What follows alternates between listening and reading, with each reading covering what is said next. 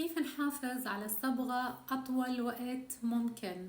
وكمان نفس السؤال على الشيب، إنه دايما تجيني رسائل إنه ليش بعد أسبوع من الصبغة بيطلع الشيب من عند الجذور بيصير بيلمع. مثل ما بخبركن دايما إنه أنا عندي كتير شيب كمان، بس أنا بصبغ مرة بالشهر مش أكتر. خلينا نجي على الخطوات العملية اللي بتخليكي تصبغي بطريقة أفضل وكمان تحافظي على الصبغة أطول وقت ممكن. بدي أول شي أحكي عن الناس اللي عندها شيب كتير بيطلع بسرعة بعد أسبوع من الغسلة. أول سبب لازم تنتبهي له إنه نوعية الصبغة. ممكن يكون نوعية الصبغة مو منيح، لهيك مثلا الصبغة بتصبغلك أول مرة بس بعد أول غسلة أو تاني غسلة بيكشف اللون. هذا ممكن يكون سبب بتركيبات الصبغية اللي موجودة بالصبغة اللي عم تستخدميها، فحاولي انك تاخدي نوعيات منيحة. وانا عم بحكي رح حاول احط لكم صور لنوعيات او براندات منيحة للصبغات. هاي اول شي.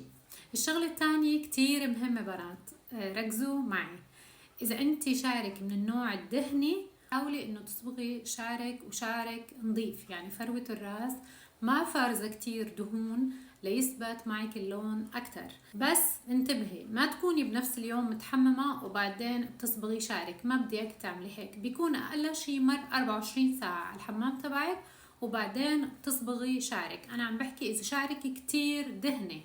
هلا في ناس الدهنية تبعهم متوسطة، يعني بيقولوا لي بعد 3 أيام أو 4 أيام ببلش يزيت شعرنا. هلا نصيحتي انه اذا انتم من هذا النوع انه تصبغوا شعركم بعد يومين او 3 بالكتير، ما تخلوا شعركم كتير يزيت. فلما بتحطي الصبغة كمان الزيوت تبع الشعر شوي بتعمل إعاقة للتركيبات الصبغية لتخترق الشعرة وتعطي لون حلو وثابت. إذا أنت شعرك جاف، أنا مثلا شعري من النوع اللي كتير جاف، لو بتركه أسبوع ما بزيت، ما خصوا بالموضوع. أنا كمان عندي حساسية، فبحاول اني اترك شعري 5 ايام بالكتير، بستحمله 6 ايام وبعدين بصبغ شعري لما كتير يصير عندي تحسس. هاي كمان نقطة لثباتية اللون. اول ما بتبلشي تصبغي حاولي انك تصبغي من هون بالاول. اول شي تعملي اعملي صبغة من هون، تتركز الصبغة أول شي، وبعدين بلشي تفرقي وتصبغي شعرك عادي. وبترجعي مرة تانية كل شوي ارجعي، أنا هي طريقتي، كل شوي برجع بركز على حواف الرأس، ما بعرف مقدمة الرأس. فهي بدكم تركزوا عليها. كمان مفروض انك تحطي كمية منيحة، ما تحطي صبغة بالزور موجودة على شعرك، لا، حاولي انه تكوني كريمة شوي وبتحطي صبغة كتير خصوصي على الاماكن اللي فيها شيب كتير. هاي اول نقطة، انه انتي عم تصبغي شو لازم تعملي. هلأ بنجي على انواع الصبغات. في صبغات بدون امونيا وفي صبغات فيها امونيا. لازم تفهموا هاي القصة لحتى تعرفي كيف تختاري شيء منيح لشعرك أو شيء يخدمك. خلينا نقول الصبغات اللي بدون أمونيا صحيح ضررها أقل على الشعر، بس فيها عيوب. أول عيب إنه ما بتعطيكي الدرجة المطلوبة. مثلا إذا أنت أخذتي 8 مثلا، صبغة رقم 8 اللي هي المفروض تكون أشقر فاتح، رح تعطيكي لون أغمق بدرجتين أو 3. هذا شيء طبيعي، خصوصي بالألوان الفاتحة مثل درجات 7 8 9 ما رح يعطيكي هذا اللون. يعني إذا أنت مثلا محظوظة وشعرك من النوع اللي كتير بيستقبل وكتير بتفتح قشرة الشعر وبتاخد اللون، ممكن يعطيكي شي منيح. بس على الأغلب، وأنتوا أنا متأكدة أنتوا مجربين وكلكم مرين بهي التجربة، إنه تاخدي لون فاتح وبعد ما تصبغي بتقوليه شو هاد، إنه كتير غامق. فبالعادة تبع الأمونيا فري أو اللي ما فيه أمونيا بيكون أغمق، خصوصي بالألوان الفاتحة. إذا أنت بتصبغي ألوان غامقة ما في أي مشكلة، فيكي تاخدي اللي بدون أمونيا. على فكرة اللي بدون أمونيا اخترعوها مثلا للحوامل، لا اللي بترضع، اللي عندها حساسية، اللي عندها مشاكل، فكان هي استخداماتها بالأول. هلأ مو غلط انك تدوري على منتجات صديقة لشعرك وما بتضره، بس انا عم بعطيكي عيوب ومميزات كل اختيار، اذا بدك تختاري بدون امونيا او اذا بدك تختاري مع امونيا. العيب الثاني اللي بدون امونيا انه بيتلاشى بسرعة، يعني بتتفكك الجزيئات الصبغية بسرعة، ما بتضاين معك كتير، خصوصي اذا كان عندك شيب وشيب كتير او شيب عنيد. وكمان بيعتمد على نوعية الشعر، بس انا عم بحكي بشكل عام. هي كمان عيب بالصبغات اللي بدون امونيا، هي مميزتها انه هي ما بتضر الشعر كتير. نجي على الصبغات اللي فيها امونيا. الصبغات اللي فيها امونيا بتضل معك وقت طويل، بتعطيكي تغطية افضل، رح يعطيكي لون مزبوط وانعكاس مزبوط. بدك تاخدي اللون السبعة او الثمانية، رح يعطيكي اللون السبعة او الثمانية. الامونيا ما ضافوها هيك، يعني الامونيا شيء كتير اساسي بالصبغة، انه هي المسؤولة انه تفتح جدار الشعر الخارجي لحتى تفوت جوات الشعرة وتعطيكي لون. أنا كشخص عندي معرفة بهي الأمور، أنا بفضل إنه حدا يصبغ بصبغات فيها أمونيا بدرجة قليلة، هيك بتكوني أنت وازنتي الأمور، بتكوني أخدتي لون وانعكاس وثباتية، وكمان ما ضريتي شعرك كتير. ففي كتير صبغات وأنواع بتكون نسبة الأمونيا بالمية جرام 1.5 جرام، فكتير بتكون بسيطة، بس بتعطيكي لون حلو ثبات حلو وما بتضر شعرك كتير. جودة الصبغة كتير مهمة، لهيك رح أحطلكن أكتر من اختيار اللي ممكن تعطيكي نتائج حلوة. شو الصبغات اللي لطيفة على الشعر وبنفس الوقت ثباتها عالي؟ إذا كنت بتستخدم اللوريال خدي البريفرنس، إذا كنت بتستخدم الجارنير خدي النوتريس، إذا كنت بتاخدي الويلا خدي الكوليستون بيرفكت، الريفلون من أحلى الصبغات خدي الكولر سيلك، وأكيد الفانولا من أحلى الصبغات.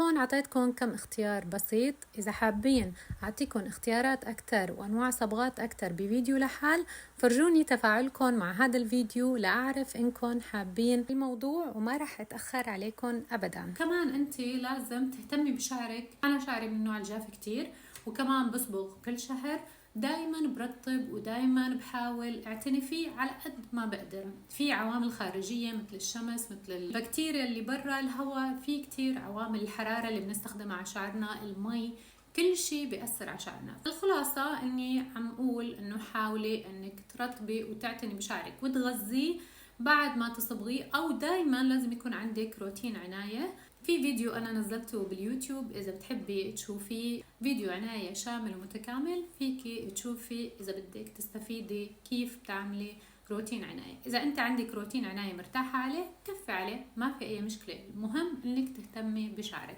كمان في نقطة مهمة بدي اقولها، انه انت لو صبغتي مثلا بدون امونيا، بس انت رح تصبغي اكتر، رح تصبغي مثلا كل اسبوعين كل 3 اسابيع، انا اذا بحسبها بتطلع نفس الشيء، انه اذا انا بصبغ كل اسبوعين او 3 لانه بدون امونيا ما رح يعطيني التغطية اللي بترضيني، كمان رح تعمل لي تقريبا نفس الضرر اذا انا عم بستخدم صبغات بامونيا بس التركيز الامونيا فيها اقل، وكمان عم بصبغ مرة بالشهر. فهي القصة بترجع لك، أنا اللي علي بحكي لك شو السلبي شو الإيجابي، وأنت اللي بدك تختاري شو الأحسن لإلك.